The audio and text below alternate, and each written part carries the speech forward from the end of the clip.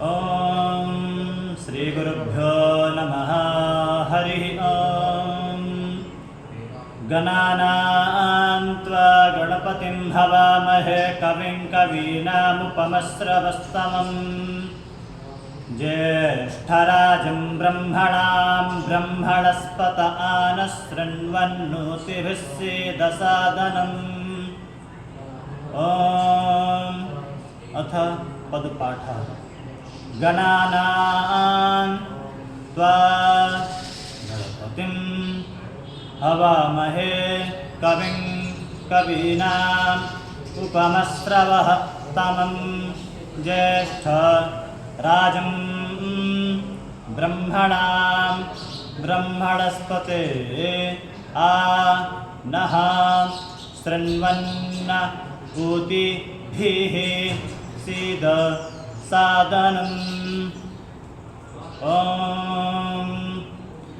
गणानां त्वा गणानां त्वा गणपतिं त्वा गणानां त्वा गणपतिं त्वा गणपतिं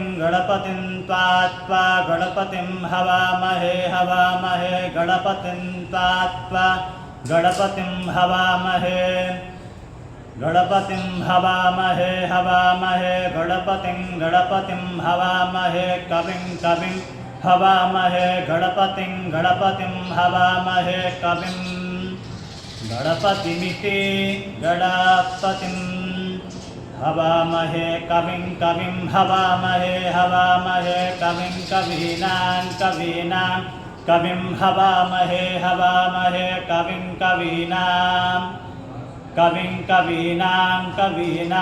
कविं कवीनामुपमस्रवस्तमं कवीनामुपमस्रवस्तमम् उपमस्रवस्तममित्युपमस्रवस्तमम् ज्येष्ठराजं ब्रह्मणां ज्येष्ठराजं ब्रह्मणां ब्रह्मणो ब्रह्मणां ज्येष्ठराजं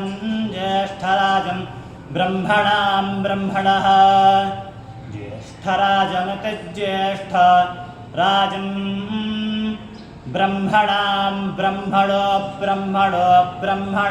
ब्रह्मणां ब्रह्मणस्पते ब्रह्मणो ब्रह्मणां ब्रह्मणस्पते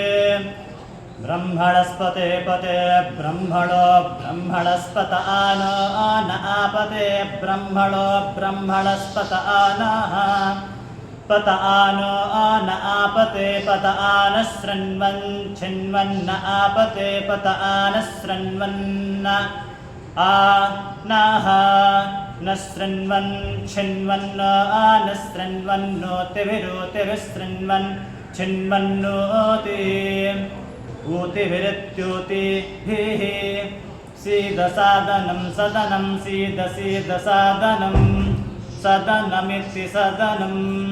हरिः ॐ।